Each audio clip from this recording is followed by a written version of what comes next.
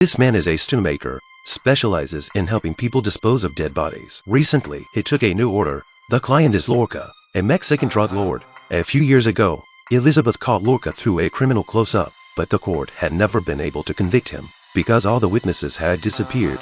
Over a period of 6 years, a total of 109 victims have disappeared. To date, no one has been seen alive or dead. And even so, there are still someone willing to bravely come forward and identify this killer demon. He is the father of a narcotics officer. He witnessed his son's abduction.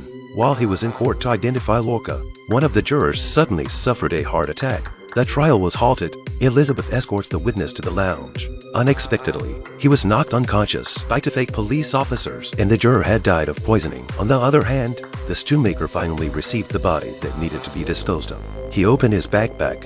Inside was the dead witness. The stewmaker put on his gas mask, dragged the man into the bathtub, then he poured in a chemical he had developed. The man's body melted instantly. It ended up in the sewer. By the time the police tracked the man down from surveillance, all traces had been erased. When Elizabeth told Raymond what had happened, Raymond was immediately intrigued because Stewmaker was on Raymond's blacklist, but Raymond hadn't seen him, and he didn't know where he was hiding.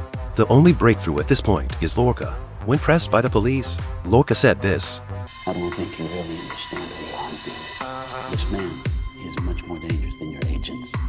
I'll take my chances with Homeland." In desperation, Elizabeth had no choice but to send Lorca back to prison. At this point, the accident happened again.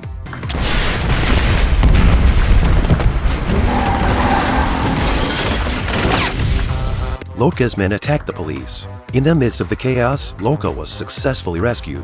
Elizabeth was also kidnapped by the other side. The whole process was smooth.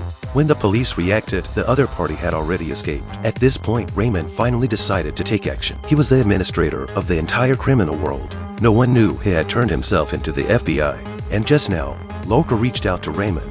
He wanted Raymond to help him smuggle himself out of the country. It was a perfect opportunity to rescue Elizabeth. That night, Raymond approached Lorca with Agent Donald. Once again, Raymond used his good words to gain Lorca's trust. He gave Lorca a new identity. A plane would pick him up in 12 hours. But in exchange, Lorca had to tell him where Elizabeth was going. "I want your man. So let me spell it out for you. You get away. Agent Wrestler here saves Agent Keen. He looks good, and everyone feels better about themselves. I need a name. Now." Although Lorca was reluctant, but he betrayed the stewmaker. Lorca kept in touch with him by email. Through the email username, the police found his name, Stanley. And while the police were sifting through the pile of names, Raymond found a shortcut. This is the dog hair found at the crime scene. Raymond immediately called animal control.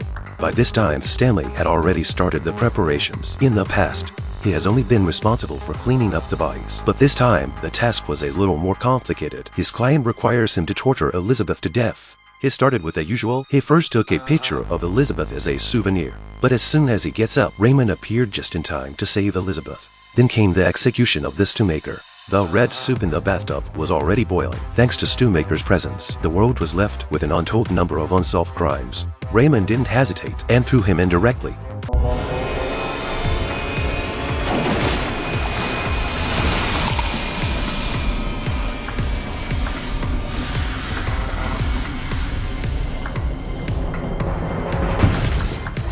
Where's Cornish? We've had a little incident. Agent Keen needs medical attention. Raymond looks through Stewmaker's photo album. The time of death of the victims was recorded on it. Raymond found a picture of a girl, pulled it out.